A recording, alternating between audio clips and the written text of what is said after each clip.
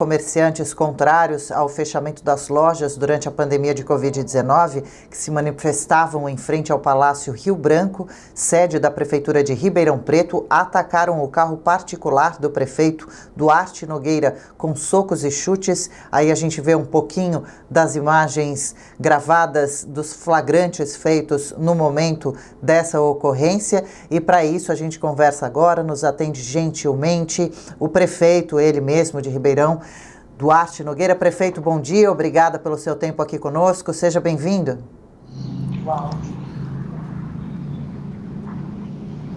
Prefeito, me ouve já? Será? Bom dia, o áudio seu aqui está um pouco entrecortado, então eu não acompanhei a sua pergunta e o início da apresentação. Tá bom, eu vou falar mais um pouquinho, o senhor me confirma se está melhorando ou se não a gente refaz a ligação e se fala de novo daqui a pouquinho. Posso te mandar a primeira pergunta? Melhorou? Ok. Começo perguntando se o senhor está bem, não ficou machucado, se recuperou já do susto? Não houve nenhum contato físico com os manifestantes. Foi uma atitude, enfim, de uma minoria, né, radical, que não compreende a gravidade da doença e a necessidade do distanciamento social. Todas as vezes quando a vida humana foi colocada em segundo, terceiro ou quarto lugar em relação a outras prioridades, aconteceram no mundo as grandes tragédias, as guerras, os genocídios. E o prefeito, os que tomam decisão, não precisam decidir em favor de todos ou querer agradar a todos. Nós precisamos decidir o que é correto, o que é certo, para garantir a qualidade de vida, a saúde pública e que vidas humanas não sejam perdidas. E então está tudo bem, acho que a grande maioria da população de Ribeirão Preto exerceu uma grande solidariedade conosco, sabe que nós estamos no caminho certo e que nós temos que garantir que, inclusive, para que essas pessoas intolerantes possam ter as suas vidas salvaguardadas, nós temos que continuar no trabalho que estamos fazendo de evitar o contágio, garantir as ações de distanciamento social, o uso de máscaras e o atendimento assistencial lá na ponta para quem necessitar, eventualmente, dos leitos de enfermaria ou até dos leitos de UTI para o tratamento da Covid. Sim, claro. Então conta para a gente entender um pouco melhor a situação toda, prefeito. Em qual fase está a quarentena aí em Ribeirão Preto? Como andam os números de casos, disponibilidade de leitos? Adriana Reid, nós estamos na fase 1, na fase vermelha, que é a fase de alerta máximo. Ontem a cidade contabilizou 8.778 casos e tivemos 3 mortes contabilizadas no dia de ontem, ocorridas nos últimos 3 dias. Então fomos para 253 mortes, um índice de letalidade de 2,9%, o que é um número, obviamente, que nem se comemora, mas comparando com outros municípios do mesmo porte, nós estamos numa situação razoavelmente tranquila. Nós pegamos os nossos leitos de UTI, que no início da pandemia era da ordem de 100 leitos, hoje são 177 leitos para UTI Covid e vamos elevá-los para 198 com a abertura de mais 21 leitos até a semana que vem. Então nós estamos dobrando o número de leitos de UTI Covid da cidade de Ribeirão Preto. O nosso índice de ontem de taxa de ocupação é de 96%, mas já chegamos a bater mais de 99%, quase 100%. Ficamos apenas com um leito livre na semana passada. Portanto, a situação é de relativa regularidade, mas num platô muito alto. Então, precisamos manter ainda, dentro do possível, o isolamento, manter apenas os serviços essenciais funcionando para garantir a salvaguarda da vida das pessoas. Sim, então agora entendendo um pouquinho também sobre esses serviços essenciais, o que funciona ou não, diante desses números que o senhor passou para a gente, como está a flexibilização por aí?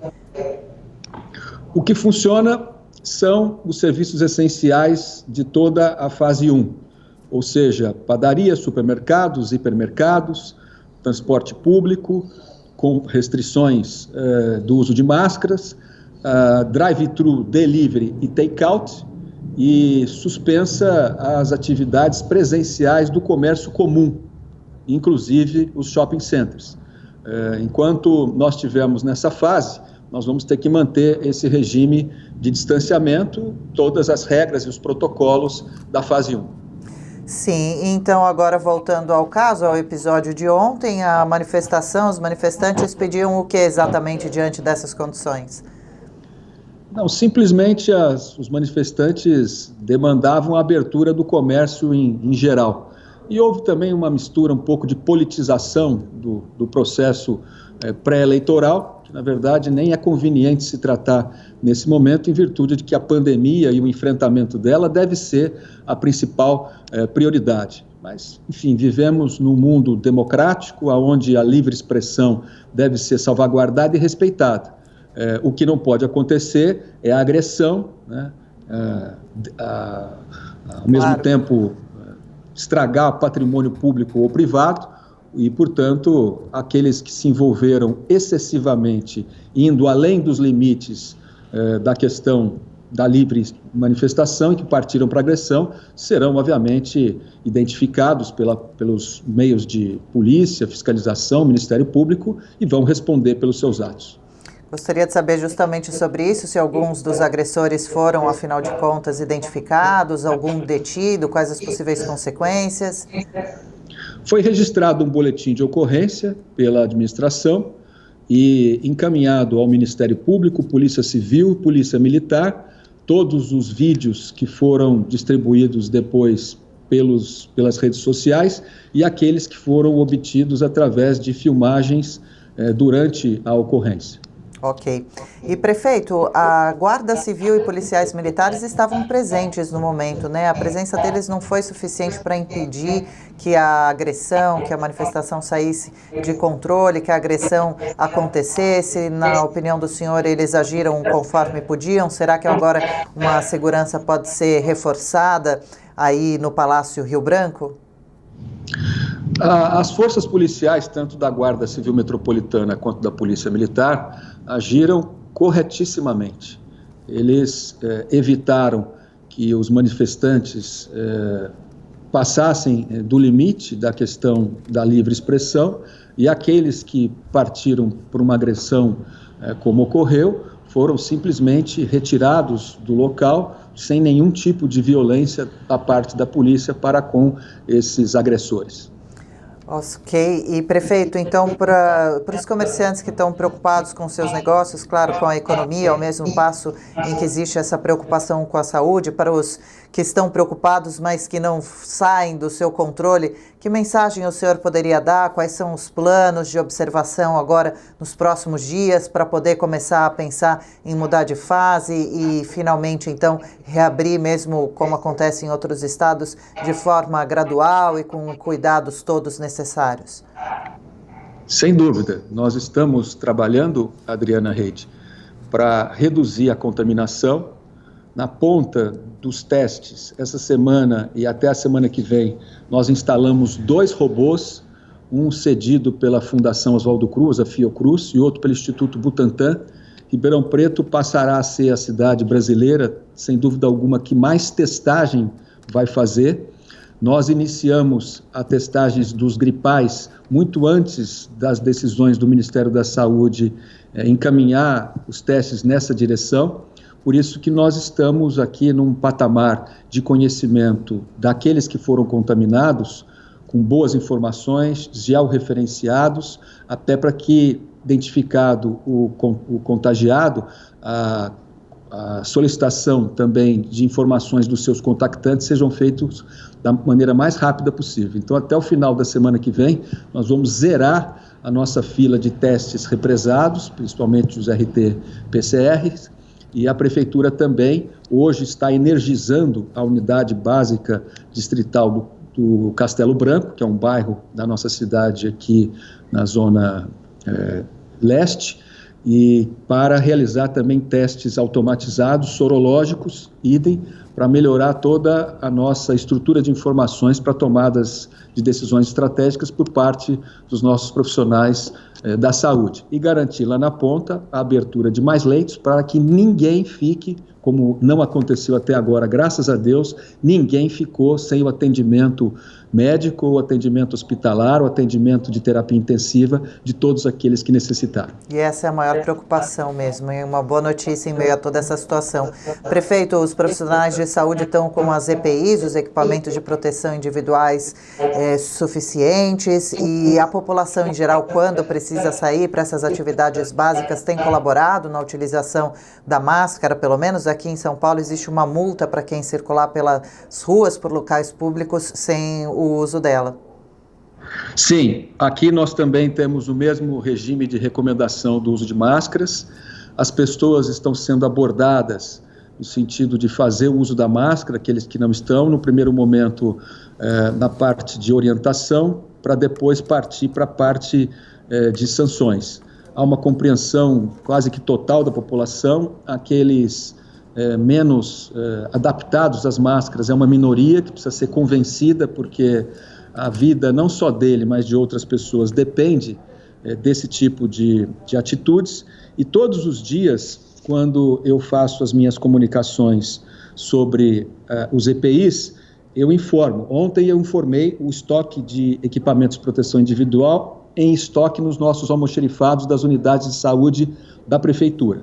Nós temos hoje 19.738 pares de luvas, 25.920 aventais, 12.300 toucas, propé descartável 6.000, 1.586 óculos de proteção, 542 face shields, 207.500 máscaras cirúrgicas, 12.225 máscaras N95, mais 14.186 frascos de 120 ml de álcool em gel. Então, esse cuidado com os EPIs nós temos dioturnamente, para que não falte também para os nossos profissionais de saúde toda a proteção necessária para o tratamento das pessoas. E estamos testando todos. Já testamos todos os profissionais de saúde, partimos agora para a parte dos policiais, aqueles que trabalham com saneamento básico, e vamos fazer a testagem de todas as pessoas que forem necessárias para que Ribeirão Preto tenha as informações de qual é o seu índice de contaminação, qual foi o percentual de pessoas já contaminadas, e isso já deve estar girando em torno de uma faixa de 5% da nossa população. Legal. Que ótimo. E para a gente encerrar mesmo, prefeito, como que estão os gastos aí durante esse período, a parte financeira durante a pandemia? E se o senhor quiser também dar um panorama das lições tiradas em todo esse período da pandemia, especificamente por aí, se devem ficar alguns aprendizados para quando tudo passar, a gente espera que isso aconteça. Será que a pandemia fez aparecer certos problemas, fraquezas da cidade que vão aproveitar para poder serem corrigidas?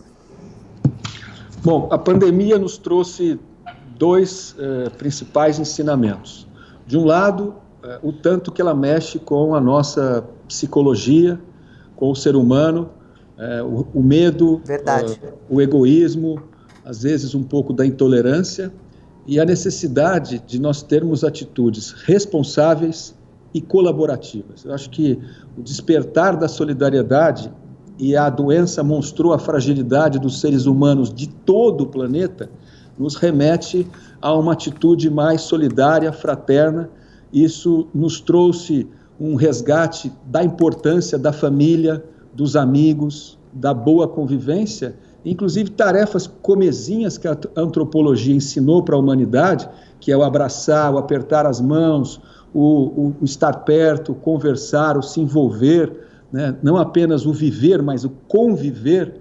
Isso vai ficar muito forte, né, para todos nós na pandemia. E os investimentos estão sendo feitos, os recursos de transferência, tanto do Estado quanto os recursos federais, também vieram, e eles estão sendo investidos em toda a infraestrutura. Abrimos 31 leitos no novo Hospital Francisco de Assis, aprimoramos o nosso Hospital Santa Lídia do município, apoiamos parceiros beneficentes, como a Beneficência Portuguesa, a Santa Casa e outros hospitais da rede beneficente ou privada, e a cidade mostrou que tem uma altíssima capacidade de saúde. Ribeirão já é um polo avançado de saúde, usamos o nosso polo tecnológico para instalar os robôs e colocar profissionais utilizando as nossas startups ali incubadas para poder usar a tecnologia em favor da saúde da nossa população. Então nós vamos ter aí um acervo, né, de benefícios ao longo do enfrentamento da pandemia que nos vai ser muito útil no futuro para eventuais ocorrências, para tornar o nosso sistema mais eficiente. Estamos usando muito as videoconferências e elas não vão deixar de permanecer, né, coisas que nós não utilizávamos. Então, eu acho que a tecnologia que, de um lado, desempregou muita gente por força da eficiência que ela gerou, traz agora para a humanidade elementos para que elas possam ser utilizadas em benefício, principalmente das pessoas mais carentes, das pessoas menos abastadas das nossas comunidades, para que todo mundo possa ter o atendimento digno, se for necessário, não deixando, portanto, ninguém para trás. Certíssimo. Olha, prefeito, o nosso desejo aqui de que Ribeirão Preto consiga evoluir positivamente aí na mudança de fase, reabrir o comércio com segurança, de forma que essa flexibilização não precise voltar atrás, acontecendo de forma prematura, que os números do coronavírus fiquem controlados e comecem o quanto antes a diminuir também. Muito obrigada pela entrevista. A gente conversou com o prefeito de Ribeirão Preto, Duarte Nogueira. Boa quinta-feira, prefeito. Até uma próxima. Espero que em breve. Canal aberto aqui para o senhor. Muito obrigado, Adriana Rede, a todos os que nos acompanham aqui na Jovem Pan, e um bom final de quinta e um bom final de semana para todos vocês. Para nós. Valeu, nós que agradecemos. Abraço, prefeito.